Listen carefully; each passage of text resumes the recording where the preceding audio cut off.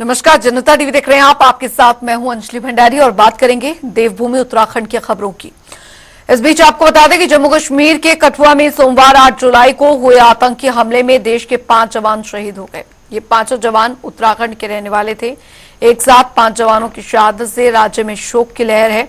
वहीं रक्षा मंत्री राजनाथ सिंह और सीएम धामी ने आतंकी हमले को कायराना हरकत बताते हुए 5 जाबाजों की शहादत पर शोक जताया। बता दें कि आतंकियों ने सेना के गश्त काफिले में शामिल वाहन पर पहले ग्रेनेड से हमला किया और उसके बाद ताबड़तोड़ गोलियां चलानी शुरू कर दी। सेना के जवानों ने जवाबी कार्रवाई भी की, लेकिन आतंकी ऊंचाई पर थे जिससे जवानों को मौका ही नहीं मिला। तो 2 तस्वीरें हम आपको दिखा रहे हैं। सेना की गाड़ी पर हमला हुआ, कायराना हरकत आप देख सकते हैं किस तरीके से आतंकवादियों द्वारा की गई। दूसरी तरफ सेना का सर्च ऑपरेशन, क्योंकि लगातार आतंकी हमले हो रहे हैं, लगातार आतंकियों की तरफ से कायराना हमले जो है वो यहां पर हो रहे हैं। और इस बीच ये कठुआ में आपको बता दें कि ये आतंकी हमला हुआ, सेना के गश्ती दल के वाहन पर आतंकी हमला हुआ, 5 जवान शहीद हो गए। इस बीच आपको बता दें रक्षा मंत्री राजनाथ सिंह ने शोक व्यक्त किया है, शहीदों को नमन किया है। साथ ही उत्तराखंड के मुख्यमंत्री पुष्कर सिंह धामी ने भी शोक वेदना प्रकट की है। और सोशल मीडिया एक्स पर मुख्यमंत्री पुष्कर सिंह धामी ने लिखा, जम्मू कश्मीर के कठुआ में सेना के काफिले पर आतंकवादी हमले में 5 जवानों के शहीद होने का समाचार अत्यंत पीड़ादायक है। इस कायरतापूर्ण हमले की निंदा करता हूं और पूर्ण विश्वास के साथ कह सकता हूं कि मानवता के ये दुश्मन बख्शे नहीं जाएंगे। ईश्वर से दिवंगतों की आत्मा को शांति व शोकाकुल परिजनों को ये असीम कष्ट सहने की शक्ति प्रदान करे एवं घायलों के शीघ्र स्वस्थ होने लाभ की भी कामना करता हूं। और राहुल गांधी ने ट्वीट किया, नेता प्रतिपक्ष आपको बता दें जम्मू कश्मीर के कठुआ में भारतीय सेना के वाहन पर हुए आतंकी हमले का समाचार अत्यंत दुखद है।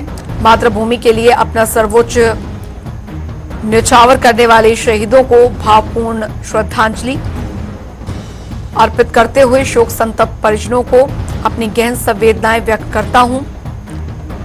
घायल जवानों के शीघ्र से शीघ्र स्वस्थ होने की कामना करता हूं। हमारी सेना पर यह कायरतापूर्ण हमले के अत्यधिक निंदनीय है। एक महीने के अंदर अंदर 5वां आतंकी हमला देश की सुरक्षा और हमारे जवानों के जीवन पर भयंकर आघात है। लगातार हो रहे आतंकी हमलों का हल कठोर कार्रवाई से होगा, ना कि खोखले भाषणों और झूठे वायदों से। इस दुख की घड़ी में हम मजबूती से देश के साथ खड़े हैं। कांग्रेस सांसद राहुल गांधी ने सोशल मीडिया एक्स पर यह पोस्ट किया। तो कठुआ में आतंकी हमला, उत्तराखंड के 5 जवान शहीद। रुद्रप्रयाग नायब सूबेदार आनंद सिंह शहीद हुए इस हमले में। पौड़ी के हवलदार कमल सिंह शहीद हुए हैं। पौड़ी के ही अनुज नेगी शहीद हुए हैं। आतंकी हमले में अपनी शहादत उन्होंने दी है। टिहरी के आदर्श नेगी शहीद हुए हैं। टिहरी के विनोद सिंह शहीद हुए। तो उत्तराखंड के 5 जवान जिन्होंने देश के लिए ये शहादत दी है, देश की रक्षा करते हुए। तो कठुआ में आतंकी हमले में ये 5 जवान। देखिए, उत्तराखंड देवभूमि के साथ साथ वीरभूमि है और आज हमारे 5 वीर जवानों के शहीद होने की सूचना मिली है, जो बहुत ही कष्टकारी है, दुखद है। लेकिन हमारे 5 जवान जिन्होंने अपना सर्वोच्च बलिदान दिया है भारत माता की रक्षा के लिए, हम सब की रक्षा के लिए, उनका बलिदान बेकार नहीं जाएगा और पूरा राष्ट्र उनको याद करेगा। निश्चित रूप से हमारे इन वीर जवानों का बदला लिया जाएगा। आतंकवाद का सफाया होगा, अलगाववाद का सफाया होगा, विघटनकारी शक्तियों को तगड़ा जवाब दिया जाएगा। ऐसे समय में मैं जिन परिवारों ने अपने बेटों को, अपने पारिवारिक जनों को खोया है, भगवान से प्रार्थना करता हूं कि उन सभी को भगवान इस कठिन समय में शक्ति प्रदान करे, उनको साहस प्रदान करे। हम सब, पूरा उत्तराखंड, पूरा देश उन वीर जवान शहीद परिवारों के साथ है, हर प्रकार से साथ है। इस दुख की घड़ी में मैं भगवान से प्रार्थना करूंगा कि उनको, दिवंगत आत्माओं को, उन वीर जवानों को भगवान अपने श्री चरणों में स्थान दे। के सामने ही अटैक हुआ है, ये गाड़ी बिल्कुल। हाँ, हमारे सामने। तो आपने क्या देखा उस टाइम? इधर ही थे आप? मैं सर इधर, मैं मेरे अलावा 5-6 बंदे और थे। अच्छा। दुकान पर सौदा लेने के लिए आए थे। लेकिन पहले गाड़ी गई, लोकल गाड़ी जो बस होती है। हाँ। उसके बाद 2 गाड़ियां आर्मी वाली की आ गई और इधर से एक टिपरा है साइड से, उनको ने क्रॉसिंग दी। जब क्रॉसिंग दी तो टिपर जहां से इधर पहुंचा था आगे, तो गाड़ी को हम अंदर सौदा दे रहे हैं तो एट ए टाइम फायर हुआ, छोटा फिर बड़ा हो गया। तो हमने जो अंदर आदमी 4-5 बैठे, हमने गाड़ी का, आर्मी वाले को गाड़ी का टायर पंचर हो गया, क्योंकि गाड़ी तो हमने देखी थी, गाड़ी जा रही थी। उसके बाद एट ए टाइम फायरिंग शुरू होगी। अच्छा। तो आपने बाहर निकल के? नहीं, हमने बाहर नहीं निकले। अच्छा। हमने बाहर नहीं देखा, क्योंकि जब काउंटर चल रहा था दोनों साइड पे, हमें पता चला तो इधर फायर चल रहे थे, हमको फायर दिखाई देते थे। हम दुकान से बाहर नहीं निकले। जी, हमने देखा 5-6 लोग थे यहाँ पे। हाँ, 5-6 8-9 बंदे थे। छुपे रहे अंदर? अंदरे हम अंदर दुकान पे बैठे रहे। तो कितनी देर फायर होता? ये फायर तकरीबन 3:20 से शुरू हुआ तो 6 बजे तक चलता रहा। संवाददाता हमारे साथ इस बीच जुड़ गए हैं ज्यादा जानकारी के साथ। नवीन, बेहद दुखद है और यह हमला, जो कायराना हमला यहाँ पर आतंकवादियों की तरफ से किया गया है, लगातार जम्मू कश्मीर में इस तरीके की जो गतिविधियां हैं आतंकवादियों की तरफ से वो बढ़ती जा रही है। लेकिन दुख की घड़ी भी है। लेकिन अब जो 5 जवान आज शहीद हुए हैं कठुआ में, उत्तराखंड से ताल्लुक रखते थे, देवभूमि के साथ साथ वीरभूमि भी उत्तराखंड को कहा जाता है, और आज वो सिद्ध भी हुआ है। 5 जवान उत्तराखंड से ताल्लुक रखते थे और आज उन्होंने देश के नाम, अपने भारत माता के नाम शहादत दी है अपनी।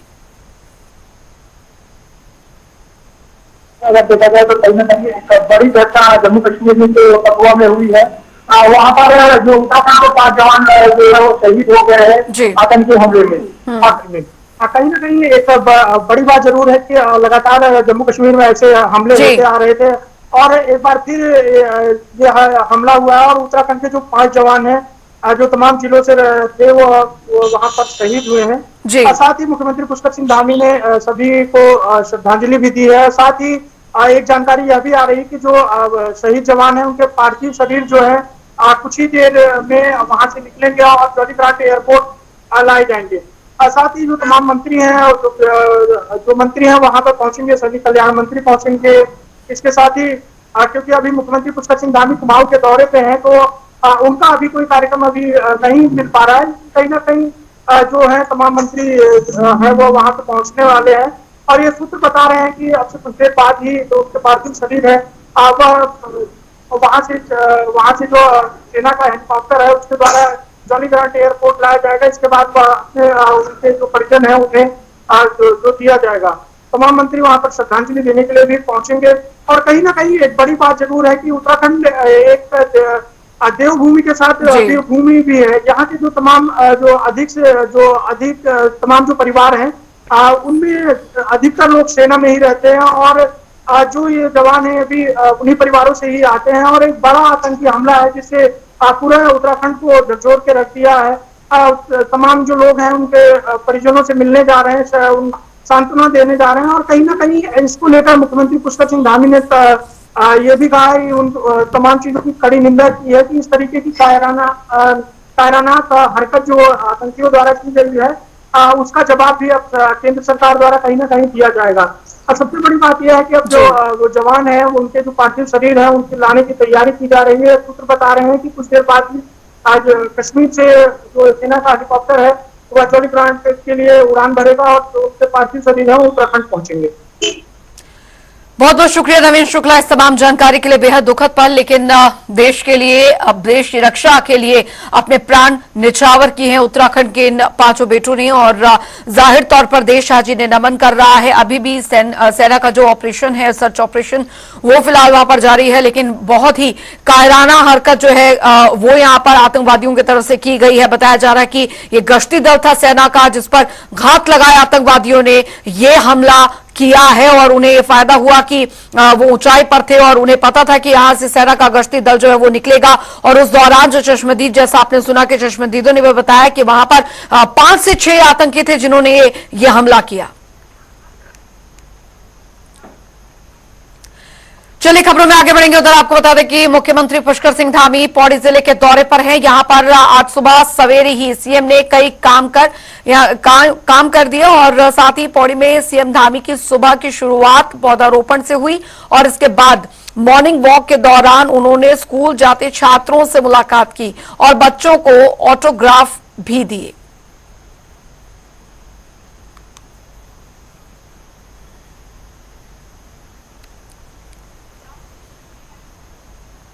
उधर आपको बता दें कि बद्रीनाथ और मंगलौर विधानसभा सीटों के उपचुनाव के लिए निर्वाचन विभाग ने दरअसल अपनी तैयारियां पूरी कर ली हैं, और इस पर जानकारी देते हुए उत्तराखंड के संयुक्त मुख्य निर्वाचन अधिकारी नमामि बंसल ने कहा कि उपचुनाव में बद्रीनाथ विधानसभा सीट के लिए क्षेत्र भर में 210 मतदान केंद्र और मंगलौर विधानसभा सीट के लिए कुल 132 मतदान केंद्र बनाए गए हैं। जो हमारे उपचुनाव अभी घोषित हुए हैं उसमें जो हमारे चमोली में बद्रीनाथ विधानसभा है उसमें लगभग 210 मतदान केंद्र बनाए गए हैं, और पूर्ववर्ती जो हमारा ये लोकसभा चुनाव था उसमें इसी विधानसभा के अंतर्गत 202 थे, जिसमें कुछ माइग्रेटरी वोटर्स भी थे। अब इस की संख्या 210 रिवाइज करके इन बूथों की हो गई है। और जो हमारी मंगलौर विधानसभा सीट है इसमें कुल 132 मतदान केंद्र हैं। वहीं आपको बता दें कि लोकसभा में नेता विपक्ष के रूप में अपने पहले संबोधन में ही राहुल गांधी ने हिंदुत्व पर तीखा प्रहार किया, जिसके बाद अब राहुल गांधी पर सत्ता पक्ष की ओर से जमकर हमला बोला गया। वहीं कांग्रेस के वरिष्ठ उपाध्यक्ष सूर्यकांत धस्माना का बयान सामने आया। उन्होंने कहा कि भारतीय जनता पार्टी हमेशा से नफरत फैलाने की दिशा में हमेशा से काम करती है। साथ ही कहा कि राहुल गांधी ने हिंदुत्व पर कोई भी कटाक्ष नहीं किया, बल्कि सदन में सही परिभाषा का व्याख्या उन्होंने की है। भारतीय जनता पार्टी जो छद्म हिंदूवाद इस देश के अंदर नफरत फैलाने का काम, इस देश के अंदर लोगों को विभाजित करने का काम, इस देश के अंदर लोगों में हिंसा के लिए लोगों को प्रेरित करना, भड़काने का काम कर रही है। राहुल गांधी ने बहुत अच्छी बात कही। उन्होंने तो हिंदू धर्म का जो व्याख्या करी है, ऐसा लग रहा था कोई संत महात्मा बोल रहा हो। भैया हिंदू धर्म का जो मूल है, सर्वे भवन्तु सुखिनः सर्वे सन्तु निरामया सर्वे भद्राणि पश्यन्तु मां कश्चित् दुःखं भाग्, ये हिंदू धर्म की मूल भावना है। हमारे मंगलाचरण में ओम द्योः शांति अंतरिक्ष, हमें अंतरिक्ष में, पृथ्वी में, आकाश में, वनस्पतियों में सब जगह शांति की कामना करी है। ये हिंदू धर्म है। राहुल गांधी ने इसी बात को कहा है, और जब इस बात को कहा तो बीजेपी बिलबिला गई। आपने देखा 2-2 बार प्रधानमंत्री को खड़ा होना पड़ा। गृह मंत्री जो अपने आप को चाणक्य कहते हैं, उनको स्पीकर से कहना पड़ा कि हमें बचाओ भैया, हमें संरक्षण दो। उधर आपको बता दें कि सिलक्यारा टनल हादसे के 7 महीने बीत जाने के बाद भी प्रदेश सरकार बचाव कार्य पर खर्च किए गए 100 करोड़ की वसूली अभी तक नहीं कर पाई है। वहीं प्रवक्ता गरिमा दसोनी ने दरअसल कहा कि यह प्रदेश सरकार और कंपनियों के बीच सांठगांठ को दर्शाता है। आपको बता दें दिसंबर 2023 को national highway infrastructure development corporation के निदेशक ने एक बयान दिया था और कि बचाव कार्य पर खर्च की गई राशि का भुगतान कंस्ट्रक्शन कंपनी करेगी। उसके बाद कई विभागों ने बचाव कार्य पर खर्च की गई राशि जनवरी 2024 तक कंपनी को भेज दिए थे, लेकिन आज तक उसका भुगतान नहीं हुआ। देने वाली घटना यहाँ उत्तराखंड में हुई कि उत्तरकाशी के सिलक्यारा टनल में 41 मजदूर जो है 17 दिन तक फंसे रहे, और न केवल उत्तराखंड बल्कि पूरा देश पल पल की अपडेट उस घटना की लेता रहा। मुश्किल रैक माइनर्स के अथक प्रयासों के बाद वो मजदूर बाहर सकुशल निकल पाए, लेकिन उस वक्त जो है निदेशक जो आईडीपीसीएल के हैं उन्होंने कहा था कि हम जो निर्माण कंपनी है वो इस रेस्क्यू ऑपरेशन, जो 17 दिन तक रेस्क्यू ऑपरेशन चला, उसका खर्चा वो वहन करेगी कंपनी, निर्माण कंपनी। लेकिन आज 7 महीने बीत जाने के बाद भी नवयुगा कंपनी, जिसको कि ठेके पर ये काम दिया गया था, यानी कि आप सोचिए सरकारी उपक्रम 1384 करोड़ में लेता है ठेका, और वो आगे बढ़ा देता है नवयुगा कंपनी को 854 करोड़ में। और वो नवयुगा कंपनी 7 महीने बीत जाने के बाद भी एक पाई उसने नहीं दी, और सुनने में आया है मना कर दिया है खर्चा वहन करने के लिए, भुगतान करने के लिए। और रुकेंगे इस बीच आ रही है एक बड़ी खबर की और बड़ी जानकारी आ रही है, वो आपको बता दें। बड़ी खबर, बड़ी जानकारी। इस बीच सीएम धामी ने किया बाढ़ प्रभावित क्षेत्रों का दौरा। बाढ़ प्रभावित क्षेत्रों का दौरा किया है मुख्यमंत्री ने, हवाई निरीक्षण किया गया है, कितना नुकसान हुआ है, बाढ़ प्रभावित लोगों से मुलाकात की है, ये इस वक्त की बड़ी खबर। तो बड़ी खबर आपको बता रहे हैं, हवाई सर्वेक्षण यहां पर किया गया है। कई हिस्सों में भारी बारिश का सिलसिला जारी है अभी भी। कई क्षेत्रों में आपको बता दें, आप देख सकते हैं बाढ़ के बाद हालात किस कदर बने हुए हैं पहाड़ों पर, और मुख्यमंत्री खुद इसका हवाई निरीक्षण उन्होंने किया है, अधिकारियों से बातचीत उन्होंने की है। तो बता दें आपको, बाढ़ प्रभावित लोगों से मुलाकात मुख्यमंत्री ने की है, राहत बचाव कार्यों की अधिकारियों से समीक्षा की गई है। कई हिस्सों में भारी बारिश का सिलसिला अभी भी जारी बना हुआ है। सीएम ने हवाई निरीक्षण किया है बाढ़ प्रभावित क्षेत्रों का।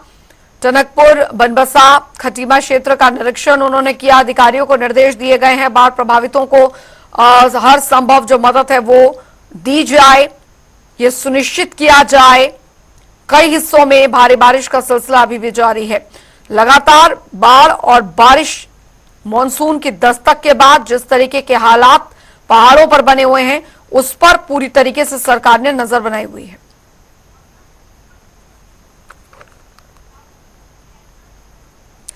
उधर एक और बड़ी खबर आ रही है, बड़ी जानकारी इस बीच आपको बता दें आ रही है।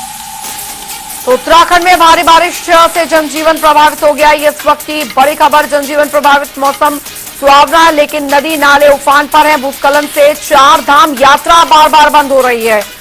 उत्तरकाशी और नैनीताल जिले में पुल बहे हैं, जो जानकारी आ रही है, इसलिए किसी भी तरीके यातायात ना करें, ये भी एडवाइजरी जारी की गई है। बड़ी खबर आपको बता रहे हैं देहरादून से, इस वक्त की बड़ी खबर आपको बता दें तो भूस्खलन से 4 धाम यात्रा जो है वो बार बार बाधित हो रही है, बंद हो रही है। उत्तरकाशी और नैनीताल खासकर जिले में पुल बहे हैं।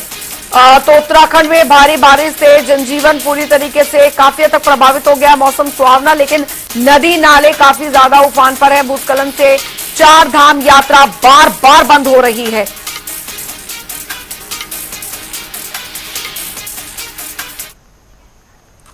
आगे बढ़ेंगे, एक और बड़ी खबर आ रही है, बड़ी जानकारी इस बीच आपको बता दें। उत्तराखंड में आफत की बारिश, उफान पर नदी नाले जो है वो बने हुए हैं। चंपावत में बड़ा पानी का जलस्तर, जी हां, चंपावत में पानी का जलस्तर जो है वो एकाएक बढ़ गया है।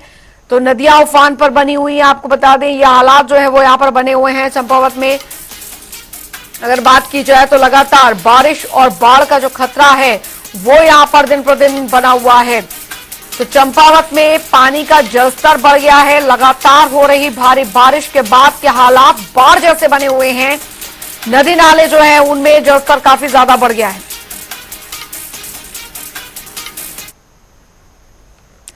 और आपको बता दें कि किच्चा विधानसभा में लगातार हो रही भारी बारिश के चलते गौला नदी का जलस्तर बढ़ गया है। वहीं इस बढ़ते जलस्तर का एसडीएम ने निरीक्षण किया। इस दौरान उन्होंने नदी के आसपास रहने वाले लोगों से नदी से दूर रहने की अपील की है।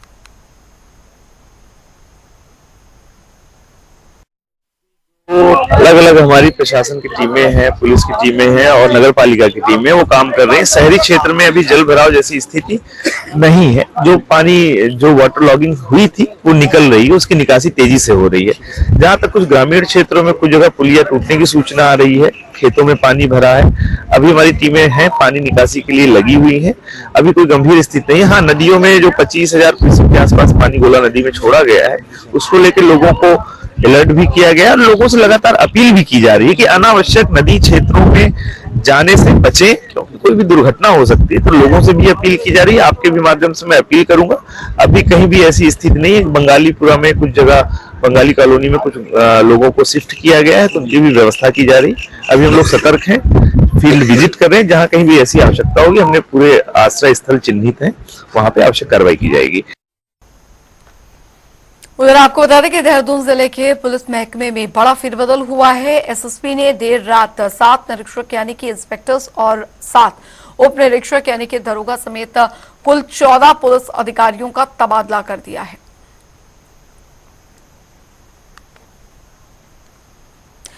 वहीं उत्तरकाशी में हरेला पर्व के मौके पर 16 जुलाई से जिले में वृक्षारोपण अभियान शुरू किया जाएगा। वहीं इसकी तैयारियों को लेकर जिला मुख्यालय पर एक बैठक का आयोजन किया गया। इस दौरान जिलाधिकारी ने अधिकारियों को इस अभियान में ग्रामीणों की भागीदारी सुनिश्चित करने के निर्देश भी दिए।